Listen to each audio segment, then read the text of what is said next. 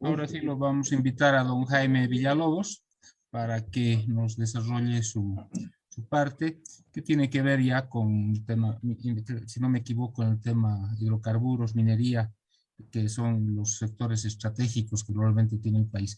Jaime, bienvenido, gracias por estar. Bueno, primero decirles de que la minería ha sido siempre un sector muy importante en la historia económica de Bolivia. Y para no ir muy atrás, quisiera decirles de que desde hace pocos años, 2016, la minería una vez más es el principal sector exportador de este país, superando la ya declinante producción de gas.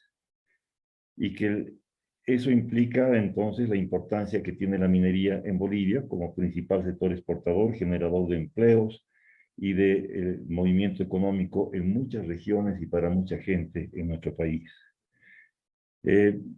Dicho esto, quisiera referirme rápidamente a lo que es actualmente la tendencia mundial de la minería en el siglo XXI. En este siglo, la minería a nivel mundial está experimentando enormes cambios en los ámbitos económico, social, tecnológico y ambiental. De hecho, la demanda de minerales en el planeta está creciendo y ha de seguir creciendo, sujeta obviamente a los cambios cíclicos de la economía y al crecimiento de la población del planeta.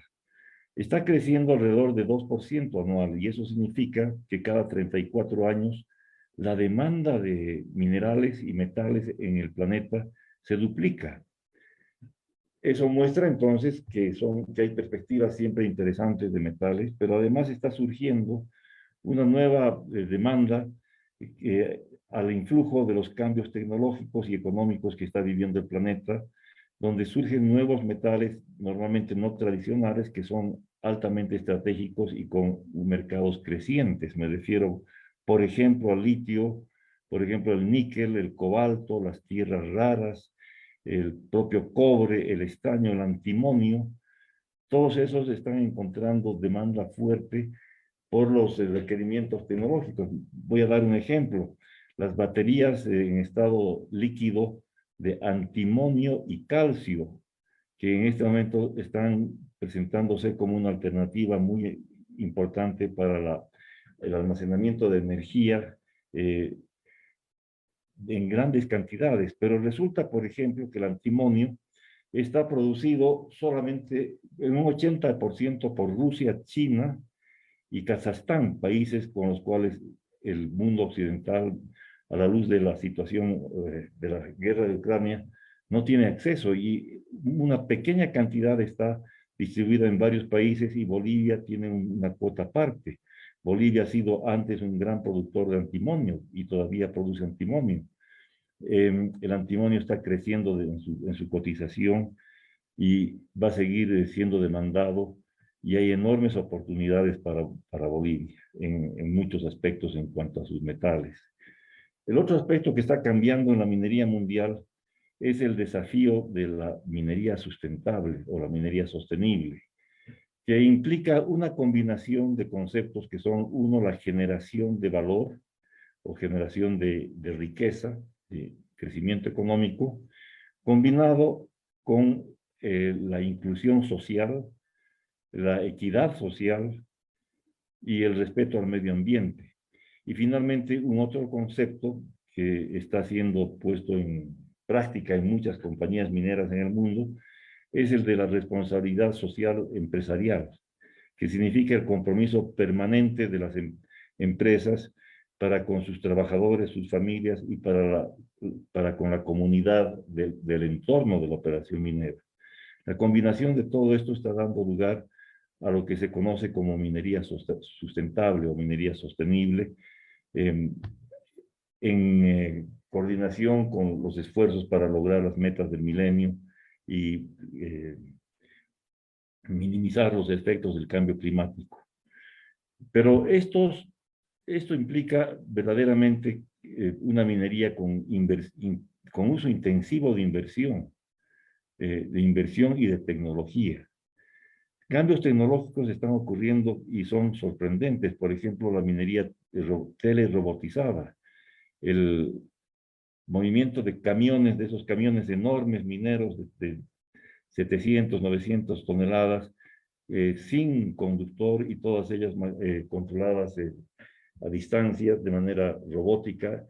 Y lo mismo está ocurriendo con la explotación dentro de las minas y una serie de otros cambios que están generándose para hacer una minería altamente competitiva. Y el incremento de la mejora o la innovación tecnológica tiene una serie de impactos. Por ejemplo, hace que sean posible explotarse yacimientos de menor ley o de minerales más complejos o en áreas más remotas. Entonces, está incorporando nuevas reservas económicamente rentables que antes no lo eran. ¿Cómo está Bolivia en ese aspecto? Bueno, es importante mencionar de que en la minería boliviana existe una dualidad actualmente. Por una parte, unas 3 o 4 compañías mineras formales, todas ellas con inversión extranjera directa, que ocupan no más del 4% de la mano de obra del sector minero, pero producen más del 70% del producto minero y contribuyen con el 75% de los ingresos fiscales. Esas pocas compañías basadas en inversión extranjera directa cumplen en mayor o menor medida con esos preceptos a los cuales me he referido inicialmente de minería sustentable y que podrían tener una estrecha relación también con lo que hemos visto todos sobre el capital constructivo en minería, que se refiere precisamente a una minería con los conceptos de minería sustentable.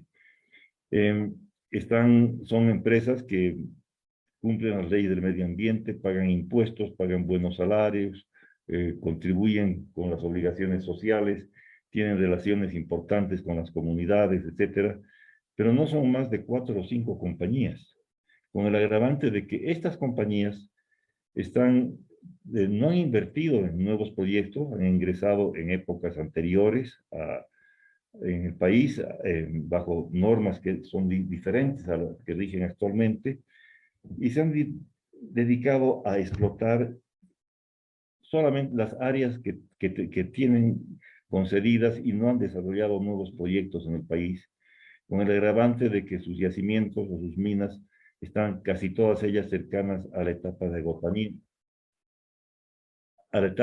agotamiento.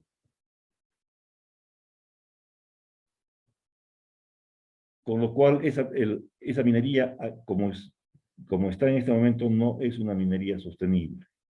En contraste, sobresalen miles de operaciones mineras pequeñas, manejadas en su mayoría por cooperativas mineras, que se caracterizan por desempeñarse en el margen de la informalidad.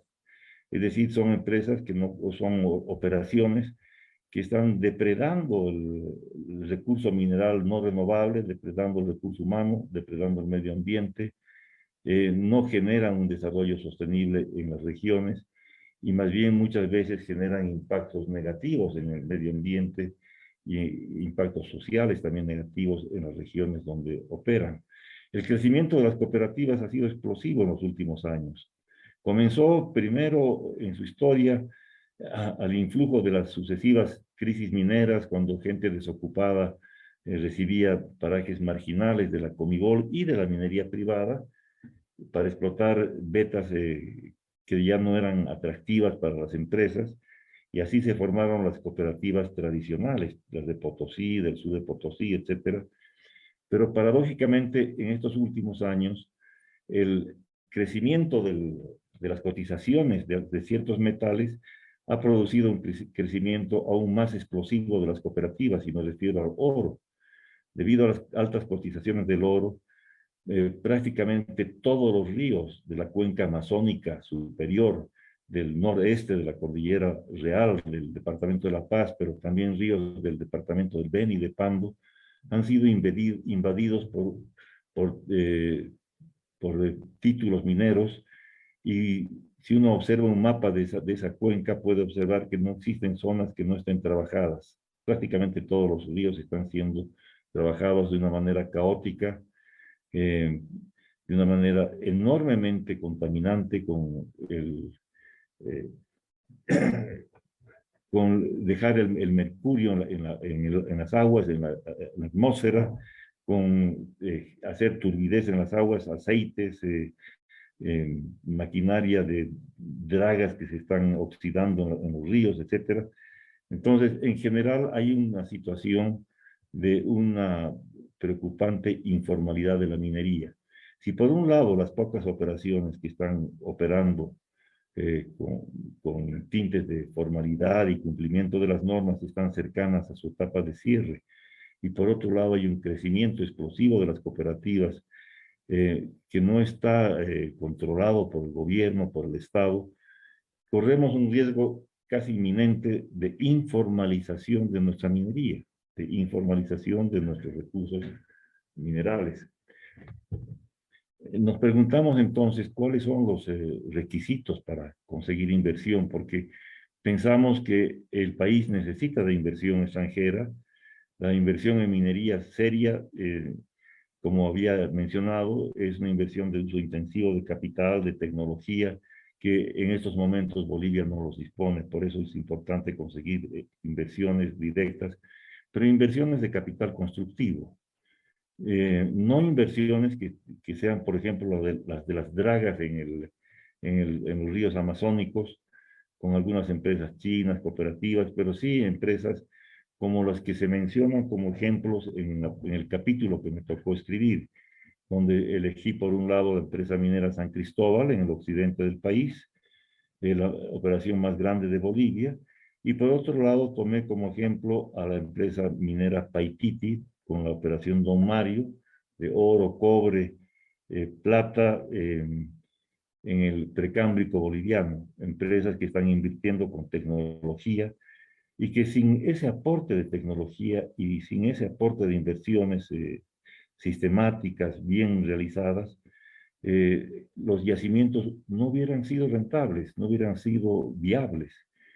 Me refiero, por ejemplo, que sin el aporte de la tecnología de la empresa minera San Cristóbal para hacer una operación en rajo abierto a open pit de gran escala, el yacimiento de muy baja ley que explota no hubiera podido ser económicamente explotable, y eso también se aplica a las tecnologías que se han aplicado en San Cristóbal para la concentración de minerales y para la producción de concentrados de zinc, plata, plomo, plata, que decir es un tema complejo tecnológicamente.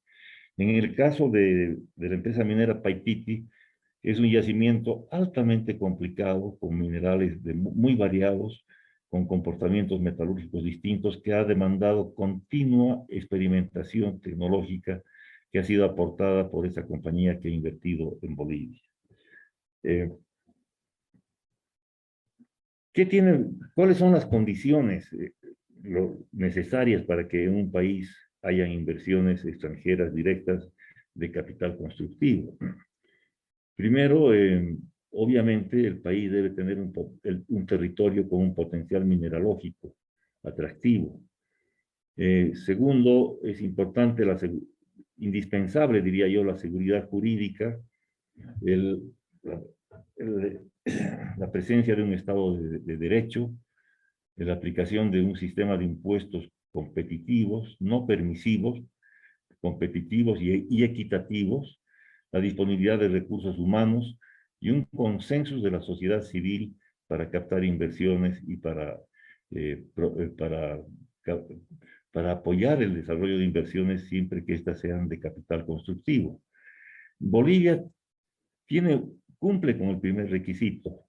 Su territorio es una zona, especialmente en el occidente del país, tradicionalmente conocida como una región de alta densidad de ocurrencias mineralógicas y de atractivos prospectos mineros, y que coparticipa de provincias metalogenéticas muy importantes de la cordillera de los Andes, que vienen de Chile, Argentina, continúan con el territorio de Bolivia occidental y continúan hacia el Perú. Ahí está nuestra provincia polimetálica boliviana, muy prolífica en una serie de yacimientos como estaño, plomo, plata, zinc, antimonio, bismuto, cadmio, cobre y otros metales, y con yacimientos en algunos casos de clase mundial, como es el Cerro Rico de Potosí, Yayagua, San Cristóbal y otros. Y por el otro lado, el país participa, tiene unos 200.000 kilómetros cuadrados de afloramientos de rocas cristalinas y metamórficas del Precámbrico boliviano, con yacimientos muy similares a minas que están en operación en Brasil, en Canadá, en Australia, y que tienen atractivas posibilidades para oro, para cobre, para zinc, plomo, plata, níquel, para metales del grupo de platino, para tierras raras, para hierro, manganeso, etcétera, pero que no están siendo explorados. Pero sí están incursionando la minería informal. Entonces, no solamente la informalización de la minería está afectando al occidente y a las cuencas auríferas de los ríos amazónicos, pero también está ingresando al Precámbrico. Donde Bolivia no está para nada competitiva, y eso ha sido demostrado en una serie de estudios especializados, por ejemplo, el estudio Fraser, que clasifica a países en función de su potencial geológico, de sus políticas mineras, de la confiabilidad de sus normas, etc. Bolivia está en los últimos puestos, compitiendo con Venezuela, con algunos países marginales en este caso. Eso está generado por una serie de factores. En Bolivia la minería no está acompañada por seguridad jurídica, que implica leyes apropiadas, leyes que se cumplan y que contemplen las características propias de la minería. Por ejemplo, quiero referirme a la concesión minera, que se aplicó durante 100 años en la historia minera de Bolivia y se ha aplicado también durante 100 años y se sigue aplicando con mucho éxito en países mineros vecinos como Perú y como Chile, y que confiere al título minero la característica de un bien inmueble, con la capacidad de hipotecarlo, de transferirlo, de transmitirlo por herencia, de generar hipotecas sobre ellos, y eso tiene que ver con la complejidad de la operación minera que requiere de acceso a financiamiento y de libertad económica.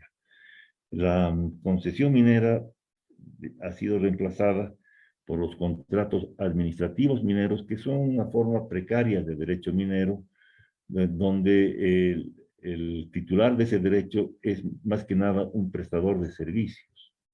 No puede hipotecar, no puede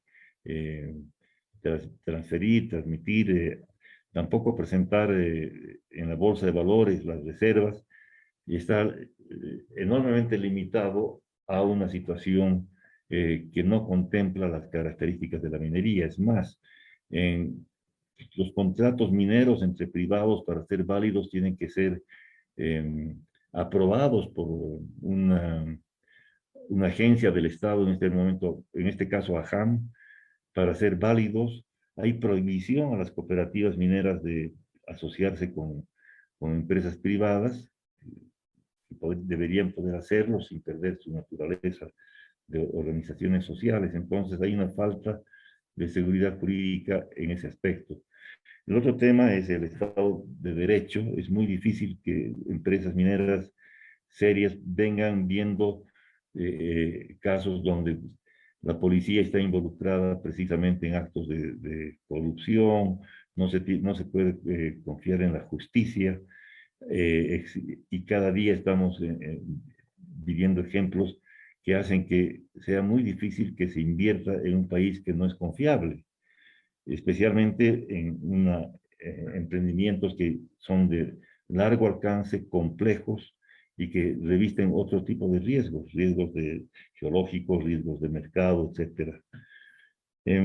Bolivia es uno de los países que tiene uno de los impuestos menos competitivos, más el government take, la parte que toma el gobierno más alta de todos los países de la región,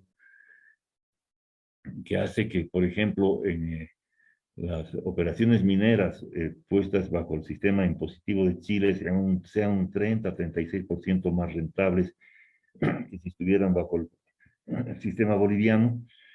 Si estuvieran en el Perú serían 70% más rentables. Entonces, es importante ver que no solamente tenemos problemas con la seguridad jurídica y con el Estado de Derecho, sino también con un sistema de impuestos muy poco competitivos. Y no me estaría refiriendo aquí a impuestos permisivos, ni tampoco con incentivos tributarios, sino impuestos que sean equitativos y que son en general el mayor elemento de confianza cuando el impuesto es equitativo. La falta de recursos humanos es otro aspecto en la minería muy importante. Probablemente uno de los efectos más nocivos de la crisis minera que se vivió en los años 80 fue la pérdida del recurso humano minero. Las universidades dejaron de enseñar carreras mineras o lo hicieron con muy pocos alumnos, se perdieron técnicos especializados y urge en este momento la preparación de recursos humanos capacitados, especialmente en el sector de las cooperativas, formar recursos humanos. Es importante también mencionar que para generar un interés en Bolivia, lo que más necesitamos nosotros es generar exploración. Bolivia se ha quedado desfasada en sus esfuerzos de exploración, pero la exploración requiere precisamente de libertad económica, de seguridad jurídica, de Estado de Derecho, de leyes compatibles y de sistemas impositivos que permitan visualizar proyectos que sean rentables. Si el sistema impositivo es enormemente restrictivo, lo que se está haciendo es hacer cada vez menos probables los descubrimientos minerales, porque solamente muy pocos podrían ser rentables bajo ese sistema impositivo, y más aún si se toma en cuenta el riesgo país, que implicaría, en el caso de Bolivia, que los flujos de caja proyectados sean descontados fuertemente a tasas por encima de otros países. Entonces, eso está afectando directamente a la base de reservas productivas del país. Por esa razón, hemos querido mostrar en el libro, en el capítulo de minería, volviendo otra vez al tema de las dos compañías mineras, las características de San Cristóbal en cuanto a sus normas de transparencia, de responsabilidad empresarial, social, en cuanto a sus normas de trato a los trabajadores, de capacitación a su gente, de alta productividad. Las productividades son 20, 30 veces más grandes las de una empresa como San Cristóbal que del resto de la minería de Bolivia. Y eso también se aplica guardando las diferencias de tamaño y de ubicación con la empresa minera Don Mario en el Precámbrico. Entonces, es muy importante que se aprecie ese tipo de inversión. Obviamente, no se trata de conseguir cualquier inversión extranjera directa. Se trata de conseguir inversión extranjera de capital constructivo, de capital calificado, porque cuando ocurren situaciones como las que estamos viviendo en Bolivia, de falta de Estado de Derecho, falta de seguridad jurídica y otros temas, puede seguirse captando inversión, pero ya no son las inversiones de calidad que se requieren. Pueden venir empresas aventureras, pueden venir empresas que están buscando especular, pueden venir empresas que están intentando conseguir retornos de plazo corto, y esas no son las inversiones que requiere Bolivia, sino inversiones serias como la de San Cristóbal. La inversión de San Cristóbal ha sido más de $1.000 millones en un yacimiento que está produciendo una importante cantidad de divisas, de ingresos fiscales, ha formado gente muy capacitada, y ha ido generando, además, por ser una empresa de ese tipo, un clúster de servicios y de bienes de provisión cada vez en mayor proporción de origen nacional, tanto local como nacional en cuanto a servicios. Cuando existen una masa crítica de buenas empresas trabajando en minería, ese clúster se va consolidando y va haciendo que la economía se haga más compleja y más sustentable y tenga un efecto muy importante en la generación de ingresos y en la formación de capital humano. Eso es algo muy importante. No ocurre lo mismo, por ejemplo, con las cooperativas mineras, pero sí ocurre con empresas que terciarizan una cantidad de servicios, desde la topografía, pasando el catering, pasando por la tronadura, el movimiento de tierra, se van generando empresas de servicios que después pueden prestar servicios en otras áreas o con otras empresas mineras. Por eso, para Bolivia es muy importante entender su geología, entender su potencial, pero incidir sobre los cuellos de botella que están en este momento paralizando las inversiones mineras en nuestro país. Comparado con países mineros vecinos, que compartimos básicamente la misma geología andina, Chile y Perú, vemos por ejemplo que Chile factura aproximadamente unos 49.000 millones de dólares en exportaciones mineras, Perú unos 29.000 millones de dólares y Bolivia está alrededor de 4.000 millones de dólares. Es una diferencia enorme. En cuanto a cartera de proyectos, tomando información de la oficial de Chile y de Perú, etcétera, vemos que Chile tiene una cartera de cerca de 49.000 millones de dólares para los próximos 10 años en inversiones mineras, de nuevos proyectos o de expansión de proyectos que existen actualmente. Y Perú no está lejos, está con una cartera de unos 40.000 millones de dólares. Bolivia es simplemente un signo de interrogación. No hay inversiones. Los problemas que tiene Bolivia de cuellos de botella que afectan a la minería han neutralizado su enorme y variado potencial mineralógico. Y están haciendo que Bolivia pierda oportunidades muy grandes de desarrollo en función al uso sostenible de sus recursos minerales no renovables.